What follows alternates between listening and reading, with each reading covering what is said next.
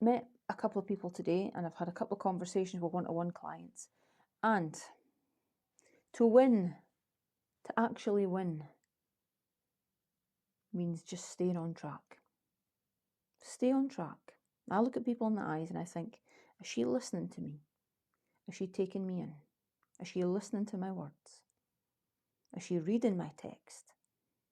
Is she listening to my voice note? She's hearing me, but is she listening? Stay on track. Don't deviate. Don't procrastinate. Don't get frustrated. All you need to do to win is stay on track. Let my words sit with you for as long as they need to sit with you. All you need to do is stay on track.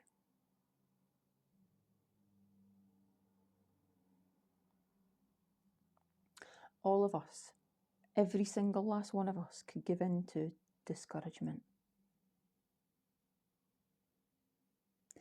Discouragement can creep in silently. It could hide behind clothes. It could hide behind Gucci and Louis Vuitton and Primark. It could hide behind makeup. It could hide under hairdos.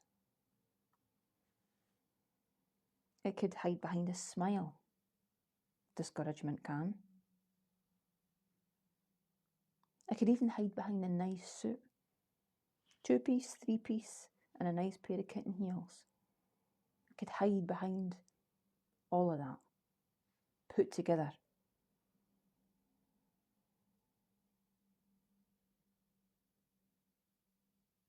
It could jump into your car in the morning and catch a wee ride to work with you. And if it didn't catch it in the morning, it sure as hell could catch it on the way back home. Every single last one of you. Discouragement will find its way into a tent, a bothy, a glamping pod, a bungalow, a nice estate, a gated community even. Get in, dip its toe in the jacuzzi, sit and sip the champers. Could even get into a mansion and have a wee shot in the bowling alley.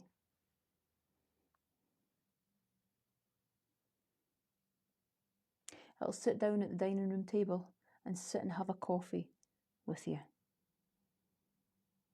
It'll get that close. And it's close enough to tell you that life's not worth living sometimes. That you're too ugly, you're too fat, you're not worth it. You can't do that. There's no danger you can do that. You better not try that. We've tried it before, nothing works for you. You're just hopeless and you're going nowhere. In fact, you sit and be still. Go and eat anything you like. Go to the pub. Go on, treat yourself. Go to the pub, and on the way back home from the pub, go to the takeaway. Treat yourself, go on. Get a big fat kebab. Drench it with chili sauce. And go the whole hog. Get garlic sauce. Let the fat and the grease seep through the naan bread, and you'll smell it. Your mouth will be watering at the smell of the greasy lamb, drenched in grease, and you can't wait to get your big juicy lips round that big fat greasy kebab. Treat yourself. Go on. You can't get into the house quick enough. Discouragement is right under your heels, helping you in. Sit down. Don't even get cutlery. Sit your arse down. Get wired in with your hands. So you do. Got chili sauce all over the shop, on your new top, splashes all over it. You're not caring, because you've had a belly full of wine Discouragement was holding your wine glass with you.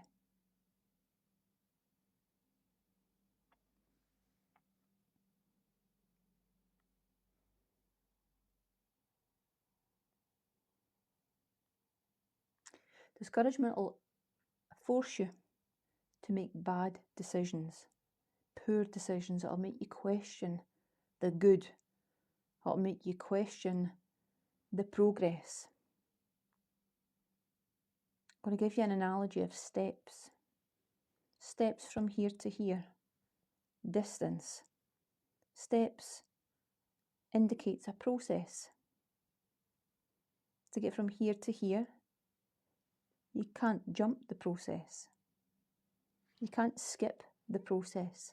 You must go through the process to get from A to B successfully. But discouragement and the need to skip, I'll just go around this way, could be, have been, and will be, if you let it, your biggest downfall to date since you started with me. And also when you retrace your failures from the past, think about it.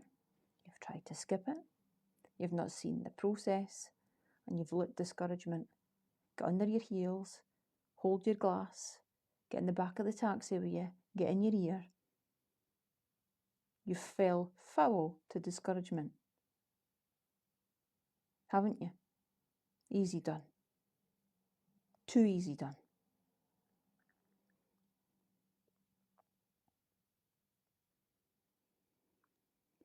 So how do you stop it then? I looked at somebody in the eyes today and says, are you listening?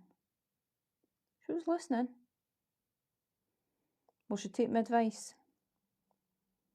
I'm hoping so, because she'll be listening tonight.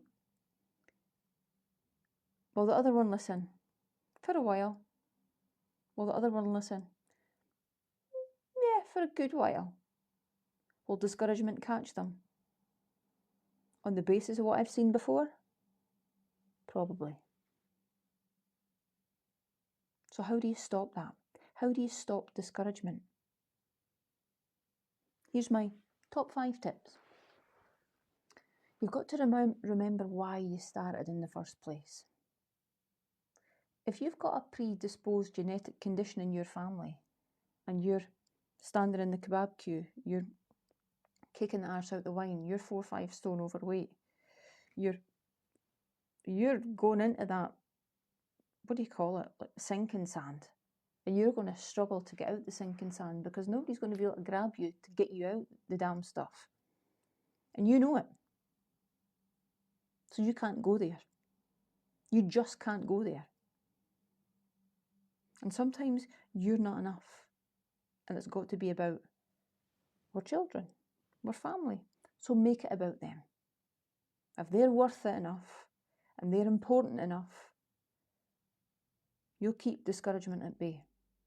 I do, because I've got him below. He's in his computer room below. I do. I stay so damn focused. 2 reasons. He's watching me and he's relying on me. Remember why you started in the first place. Is it health? Is it ill health? Is it to prove something to yourself? Is it to level up? Is it to get yourself like on your top of your game so as you could elevate and advance your whole life? I'm not talking about fitness, I'm not talking about meal plans, I'm talking about the whole shooting match. We need to level up here.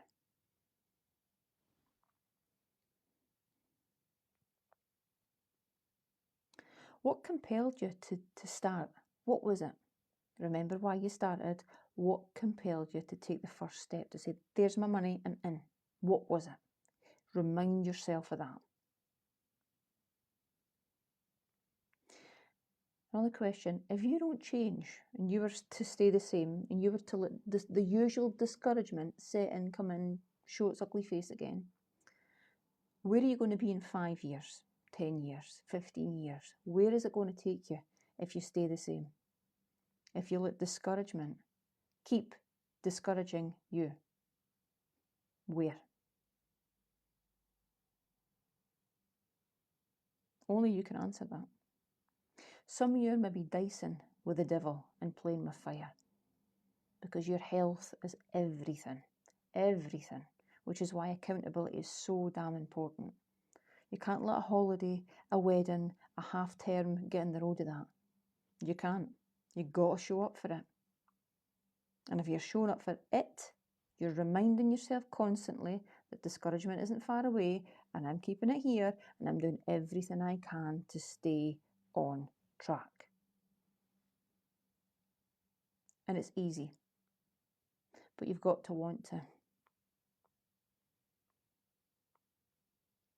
You cannot get to the destination just because you've seen it, you like it, you quite fancy it. You can't get there just because it looks shiny. Oh, she looks amazing, I want that. You prepare to work hard enough like she does for it. You're prepared to go the extra mile like she does. You're prepared to get up earlier than you have done for 40 years.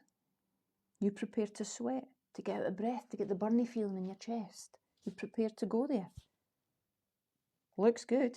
You're prepared to put the hard work in.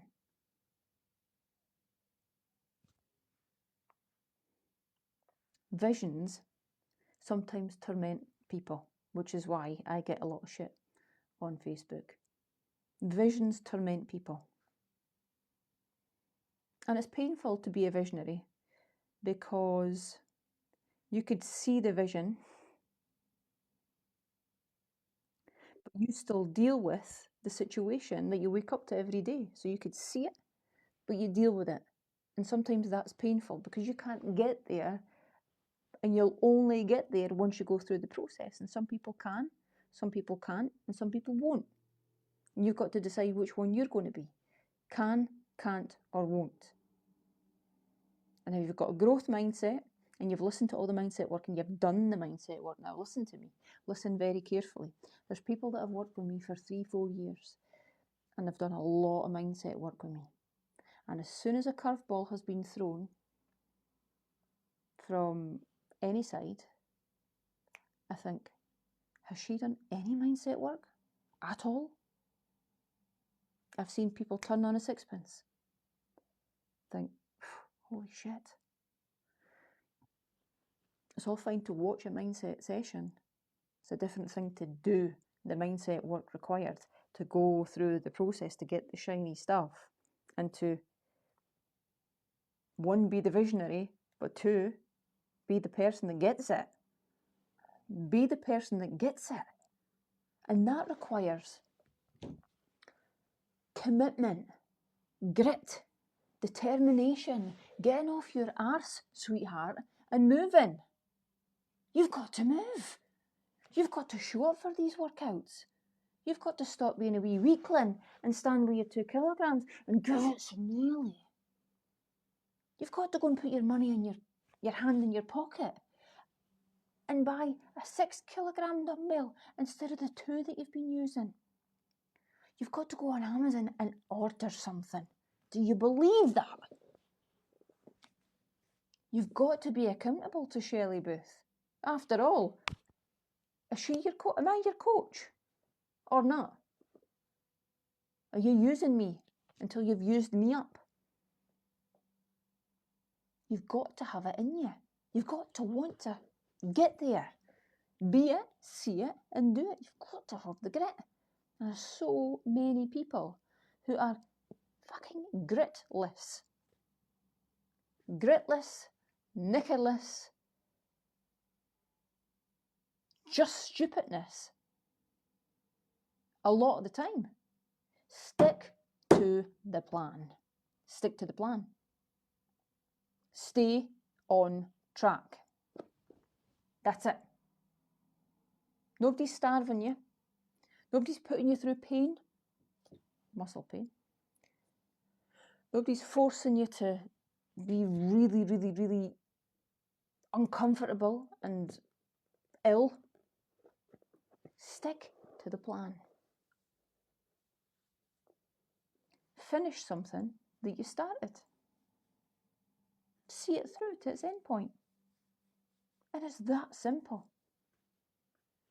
Honey, it's that simple. Do you think it's simple, darling? Yeah. Think it's simple? Yeah. Even Bonnie thinks it's simple. So you lot, discomfort is real. Discontentment is real. My mic? Where's my mic? Sorry. All the disses are real. But if you want it bad enough, you will get there. And it's not just about dress size. It's about levelling up your whole entire life. And you will get there, I promise you. Stick to the plan, follow the process, be a visionary, but be realistic with the day-to-day, understand what it takes to get there, and stick to the plan. That's it. It's as easy as that.